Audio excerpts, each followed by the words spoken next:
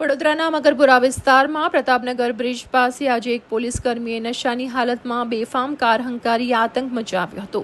Car ચાલકે રસ્તામાં પસાર થતી રિક્ષા, સ્કૂટર અને પાર્ક કરેલી કારને પણ જોરદાર ટક્કર મારી હતી।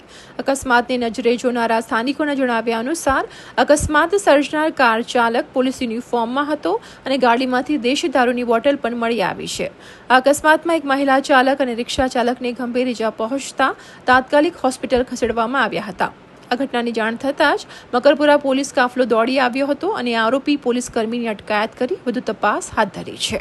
આ કાર ફૂલ સ્પીડમાંથી આવી ડેરી બાજુથી પોલીસ કર્મી પોતે અંદર વર્દીમાં ફૂલ પીધેલી હાલતમાં હતા। દારૂના ગ્લાસ પણ પડ્યા છે અને બાયલી વગેરે જે વસ્તુ પડી છે દેશી દારૂ બી અંદર પડે છે। એટલી સ્પીડમાં આવી કે જેટલી પાર્ક કરેલી ગાડી છે બધાને એને અડફેટમાં લીધા છે અને અંદર પબ્લિક પણ હતા। 2-3-4 જણને મેં 108માં જતા પણ જોયા છે।